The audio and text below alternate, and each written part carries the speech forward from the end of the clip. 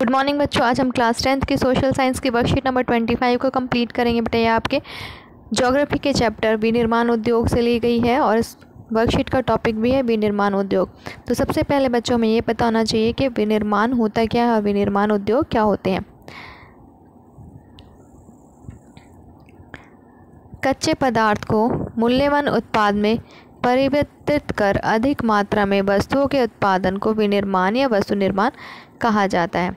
तो बेटा जो हमारा वर्ड है विनिर्माण, उसका मतलब है वी माने दोबारा, पुनः निर्माण मतलब बनाना, तो दोबारा निर्माण करना। मतलब जब हम कच्चे माल को इस्तेमाल करके कोई नई मूल्यवान अधिक कीमत वाली वस्तु का उत्पादन करते हैं, नई चीज़ बनाते हैं कच्चे माल को इस्तेमाल करके, उसे ही हम क्या कहते हैं, विनिर्माण। जैसे बेटा कपास से हम कपड़ा बनाते हैं और लकड़ी से हम कुर्सी बनाते हैं, गन्ने से चीनी बनाते हैं। तो इसमें हम कच्चे माल को इस्तेमाल करके किसी नई चीज़ का निर्माण करते हैं जो पहले वाली वस्तु से ज़्यादा कीमती होती है, उसका जो प्राइस होता है वो ज़्यादा होता है। अगर मान लो हमने लकड़ी को डायरेक्ट हम लकड़ी बेचें तो वो सस्ती बिकेगी, लेकिन जब हम उससे एक चेयर बना देंगे, कोई फर्नीचर बना देंगे, तो उसकी जो कीमत होगी, मूल्य जो होगा वो बढ़ जाएगा, वो महंगा बिकेगा। तो इसे ही कहते हैं बेटा विनिर्माण। आप जानते ही हैं कि कागज़ से, लकड़ी से, चीनी गन्ने से, लोहा इस्पात, लोह अयस्क आदि से बनता है। अब जो कागज़ है वो लकड़ी से बनता है, चीनी जो है वो गन्ने से बनती है, और लोहा इस्पात लोह अयस्क से बनता है, ये हमें पता है। अब गन्ने से जो हम चीनी बना सकते हैं, गुड़ बना सकते हैं, शक्कर बना सकते हैं, लेकिन अगर हम गन्ने को डायरेक्ट बेचें तो बेटा वो बहुत सस्ता बिकेगा, और जब उससे हम चीनी बनाते हैं तो उसकी वैल्यू बढ़ जाती है, उसका जो प्राइस होता है वो बढ़ जाता है।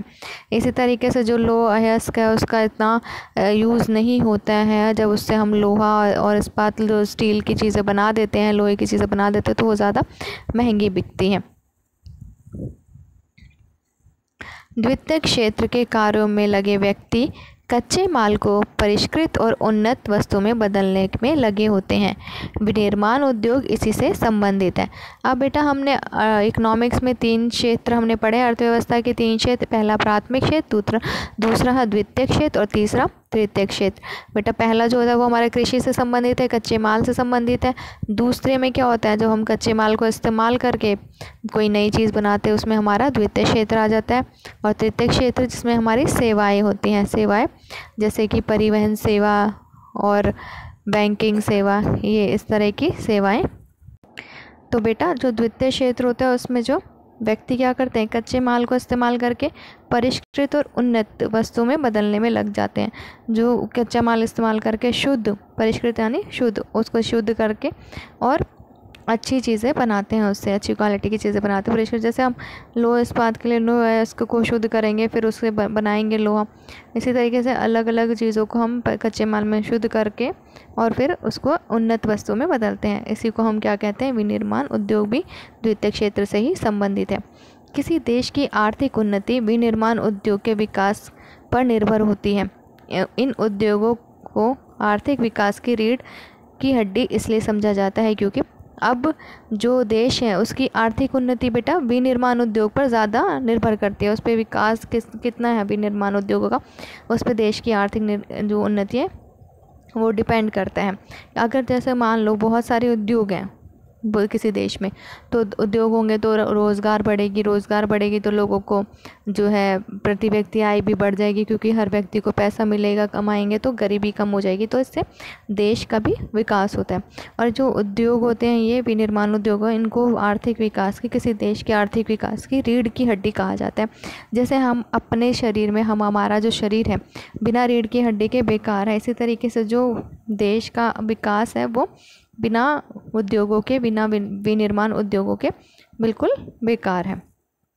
अब किस वजह से उद्योगों को, विनिर्माण उद्योगों को रीढ़ की हड्डी कहा जाता है आर्थिक विकास के, उसके कारण यहाँ पर बताए गए हैं। पहला है बेटा, ये कृषि के आधुनिकीकरण में सहायक है, यह उसके लिए ज़रूरी तकनीकी विकास करता है।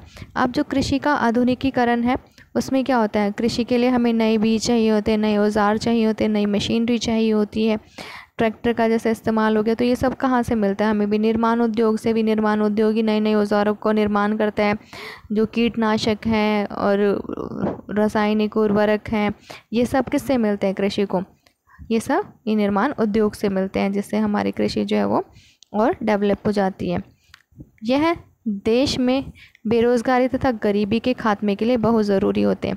अब जब विनिर्माण उद्योग ज़्यादा विकसित होंगे तो देश की जो बेरोजगारी है वो भी ख़त्म हो जाएगी और गरीबी भी कम हो जाएगी। जैसे मैंने अभी आपको बताया कि जितने उद्योग विकसित होंगे उतने ही लोगों के लिए नई नई रोज़गार भी बनेंगी, और जब लोगों को रोज़गार मिलेगी तो बेरोज़गारी ख़त्म होगी, बेरोज़गारी ख़त्म होगी, जब पैसे मिलेंगे तो गरीबी भी ख़त्म हो जाएगी। थर्ड है बेटा, इनसे निर्मित वस्तुओं के व्यापार से विदेशी मुद्रा की प्राप्ति होती है। जब हम नई नई वस्तुओं का निर्माण करेंगे तो हम उसको दूसरे देशों में निर्यात भी करेंगे, जिससे हमें दूसरे देशों की मुद्रा यानी कि विदेशी मुद्रा प्राप्त होगी, जिसकी वैल्यू बहुत ज़्यादा होती है हमारे रुपए के बदले में।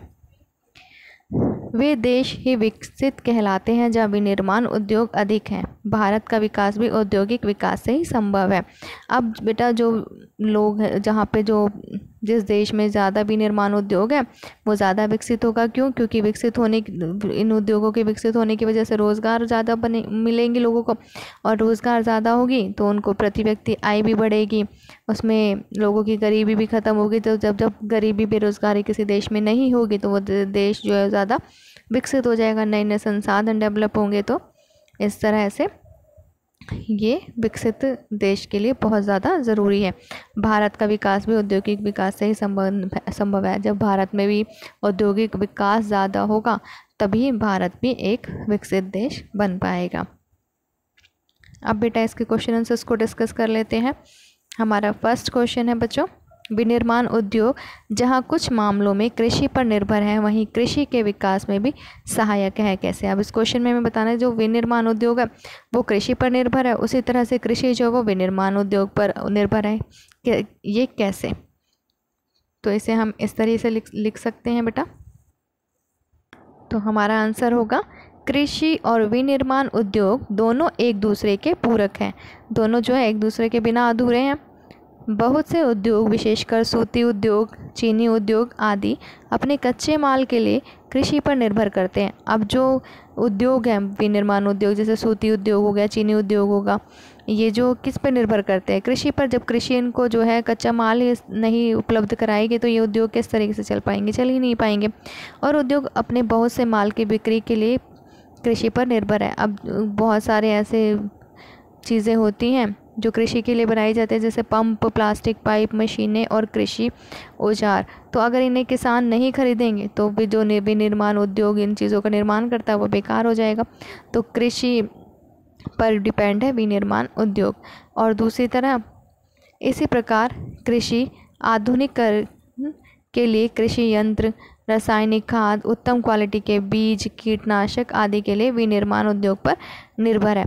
और दूसरी तरफ क्या है, जो कृषि जो है इन सारे यंत्रों के लिए, कीटनाशकों के लिए, बीज के लिए, इन सब के लिए किस पे डिपेंड है? विनिर्माण उद्योग के पे। अगर वहाँ से कृषि के लिए ये सारी चीज़ें नहीं प्राप्त होंगी तो जो कृषि क्षेत्र है वो भी अच्छे से काम नहीं कर पाएगा, विकसित नहीं हो पाएगा।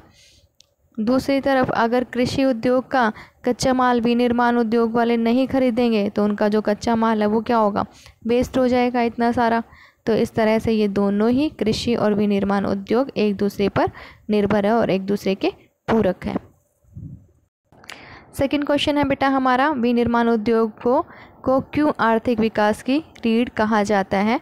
कोई दो कारण बताइए। इस क्वेश्चन का आंसर बेटा हम इस तरह से लिखेंगे, विनिर्माण उद्योगों को आर्थिक विकास की रीढ़ की हड्डी कहा जाता है क्योंकि फर्स्ट पॉइंट है यह कृषि के आधुनिकीकरण में सहायक है, जैसे कि हम उस वर्कशीट में डिस्कस करते हुए पढ़ चुके हैं। दूसरा, यह देश में बेरोजगारी और गरीबी को दूर करता है। थर्ड पॉइंट है यह देश के आर्थिक विकास में सहायक है। फोर्थ पॉइंट, इनसे निर्मित वस्तुओं के व्यापार से विदेशी मुद्रा प्राप्त होती है। बेटा हमारा थर्ड क्वेश्चन है, आप अपने जीवन में प्रयोग करने वाली किन्हीं ऐसी 5 वस्तुओं के नाम बताइए जो विनिर्माण उद्योगों द्वारा निर्मित। अब हमें यहाँ 5 चीज़ें बताने हैं जो विनिर्माण उद्योगों द्वारा हमें प्राप्त होती है। थर्ड क्वेश्चन का आंसर हम ऐसे लिख सकते हैं बेटा, विनिर्माण वस्तुएं जिन्हें हम अपने जीवन में प्रयोग करते हैं नंबर 1 कपड़ा, 2 कुर्सी, 3 किताब, 4 कार और 5 बिस्किट। 4th क्वेश्चन है बेटा हमारा, आपके शहर में या आसपास कौन से विनिर्माण उद्योग है। तो अपने शहर या आसपास के विनिर्माण उद्योगों के बारे में हमें यहाँ बताना है। और 4th क्वेश्चन का आंसर हम लिखेंगे, हमारे आसपास निम्न विनिर्माण उद्योग है। पहला जूता उद्योग, दूसरा बिस्किट उद्योग, 3rd फर्नीचर उद्योग, 4th चीनी उद्योग। इसके अलावा भी आप अलग अलग जो उद्योगों के एग्जाम्पल लिख सकते हैं। 4 यहाँ पे मैंने आपको बता दिए हैं। तो बेटा यहाँ पे हमारी ये वर्कशीट कंप्लीट होती है। आई होप आपको ये वर्कशीट समझ में आ गई होगी। अगर आपको कोई डाउट है, किसी क्वेश्चन में कोई प्रॉब्लम है, तो आप कमेंट सेक्शन में कमेंट करके पूछ सकते हैं। आई होप बच्चों आपको ये वीडियो अच्छे से समझ में आई है। अगर आपको वर्कशीट समझ आई है तो वीडियो को लाइक कीजिए, शेयर कीजिए, और अगर आपने अभी तक चैनल को सब्सक्राइब नहीं किया है तो आप चैनल को सब्सक्राइब भी कर लीजिए, ताकि आगे आने वाली वीडियोज़ की नोटिफिकेशन आपको टाइम पर मिल सके। बाय बाय बच्चों, हैव अ गुड डे बच्चों।